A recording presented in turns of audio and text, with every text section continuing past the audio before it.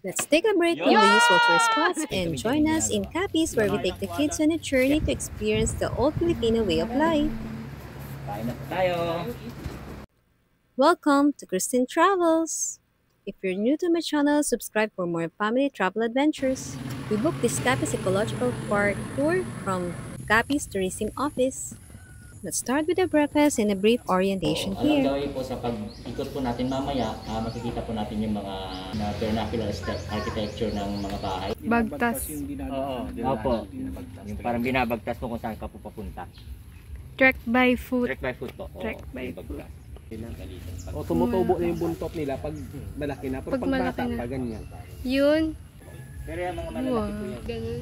Birds of Paradise. Oh, bulaklak na po yan. Parang nakasabit lang nila. Opo, parang nakasabit lang. Sa unang bahay na maano po natin is yung ate house. Yung ita po. Ng, Ate House. Nagpagawa po tayo ng mga human size po ng mga rebulto. Ganun kasi talaga yung mga ano nila na kahit pangangatawan po. So yung roofing niya po is made of kugon. Kaya lang po, kahirapan po ngayon sa kugon is kasi po mostly po ngayon yung mga nagtatanim ng mais, tubo, ini-sprayan na po yung mga kugon kaya kahirapan na po yung paghahanap ng kugon ngayon. Tsaka, Matigas pala yan. Nakala ko malambot. matigas po ito. Kung mapapansin po natin, gawa po ng mga eyepiece natin po ito. Kung mapapansin po natin yung Pattern. tinatadtad po muna nila, then tinatahi, parang tinatahi nila. Sawali ba tawag dito? Pasok po, matibay po ng bahay. Damaga po. Parang feeling nyo lang po umuga, pero ganyan po talaga kasi bamboo. Ay, ano yan ate? Si Ate Nilda po, siya po yung gumagawa ng banig. Ito po yung mga finished product niya. Ay, ang galing. Under di ko lang. Kaya outside di ko lang buka. Ang galing mo. Sino mo yung ano? Ano to? Ang galing oh. Lola maalam mo lang. Oh, yung nagbabanig. Tsaka po yung ano, kung mapapansin po natin dito, ito po yung tinatawag natin na mga traditional way of scaling. Scale? Opo, ganito po, yung tatlo nito isang sako. Kasi dati po wala naman yung kilo-kilo. Ah. Di ba ngayon po yung kilohan talaga? Mm-mm. Na ilalagay mo yung palay, ikilo nila, ano mo yung Halimbawa, isang ganito, isang isang kilo. Gantang po. Gantang. Opo. Ito po tresyo. Tresyo. So tatlo nito po, isang sako po. Po yung mga isang product po ni Ate Nilds. Yan, gawa niya po yan. Ito po yung tawag na po ay sarop. Ginagamit po ito pag magtatanim Sarop. tayo kasi po kumbaga mas ano po ito na even our shoulder, maano niya pa, cover niya po.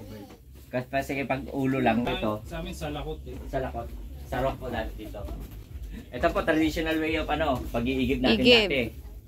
Tawag nito is pingga. Like this one, ito po yung mga tinatawag po natin sarping.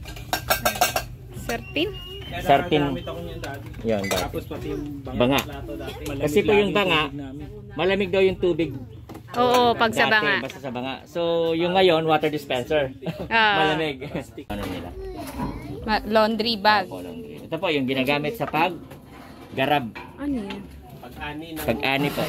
Ito po, yung ginaganon po nila yung, di ba pag tumubo yung palay, nakaganon na siya. Yung ginaganon niya. Okay. Diretso po tayo. So dito po, traditional po na comfort room natin dati. Wala pong flash yan. Diretso po sa talaga? butas lang. Opo, ganyan po talaga. Pagalingan bang shoot. Ayun, bayo. Magbabayo ka muna. Andin tatahipan po. Marunong ka po yan. Oo, yung para hiwalayin. Yung mga light. So may iwan po yung bigas na po. Lilipad po yung mga balat. Andin babayuhin po siya ulit para mawala na yung mga Black rice po kasi butel. yan. Mga butel po na palay. Binabalik, tapos babayuhin uli. Mga ilang ganun. Hanggang matanggal yung buo na palay. Ah, di bago ka makakain nila. Kasi may isasaing na kuya.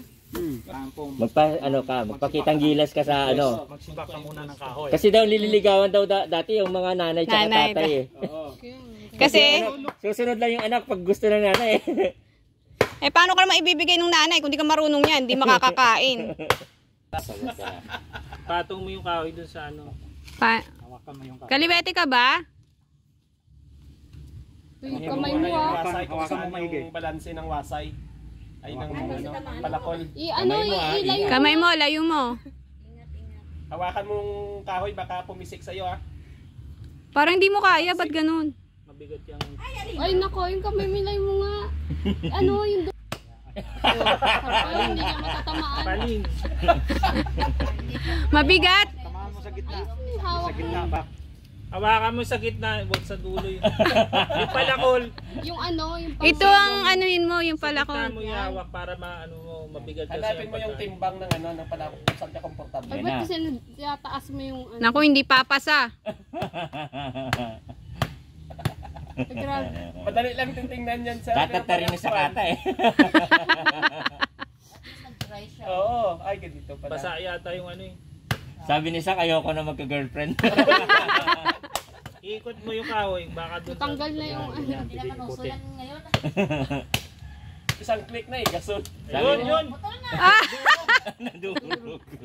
Nakuha sa durog. Ayan, malapit na. May iba yung ano mo. Binabalatan mo ba? Hindi niya, hindi niya makontrol. Binabalatan niyo. Wala. Okay na. Kunyari.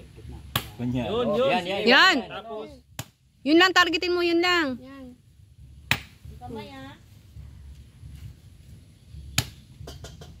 Sabi, Kontrolin mo yung axe. sabi siguro. Yun! Yun! Madali.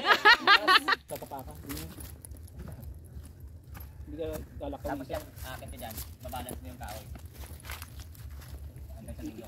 Putik din. Dito ka, maputik dyan. Maganda ganyan laro o pabilisan oh. Gamot po yan, bulong gamot.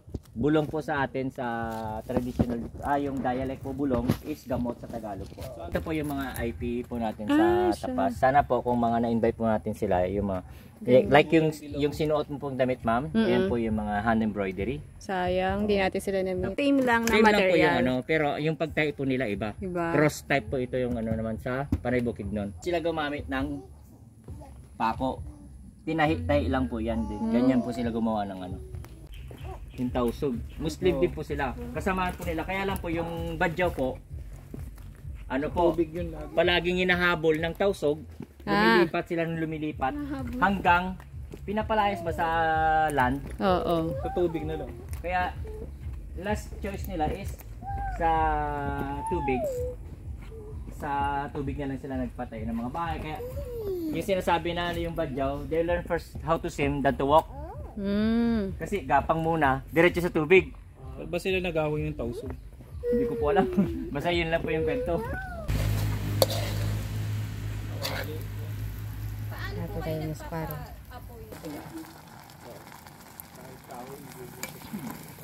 Uy, grabe yung lagkit. Ano yun? Yung katama, no? Yan lang po yung kinaiba sa dito sa... So, isi-serve po natin yan doon naman sa ano na lang. Sa live po natin sa lang. So, na lang serve na dito ng ano. Oo, sir. Sa, Salamat po. Tingnan mo yung you po. ano niya. Parang humahaba siya dahil sa langit ng bigas. Lahat is contractual at saka GO. hindi man ako. So it's Minute mo. well, Mawawala yun. Pinamigay lang ni mama mo yung ganyan. Isang buong manok yan? Yes po. Paano nagkasya yung manok dyan? Siksik. Gagawin. Nilagyan ng patukado, tapos pumasok yung manok lang doon.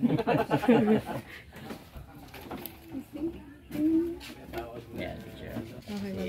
Ita-transfer natin dito. Lipat natin siya. Lalabas lang. Ayun. Ay, may sabaw.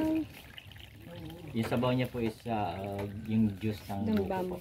Ah, buko. Buko po. Bamboo. Kala ko sa bamboo, nag-juice. Oh. Ayun na, ano na siya. Maitimit ang kanabong. Ayun. Ayun. Ayun. Hindak.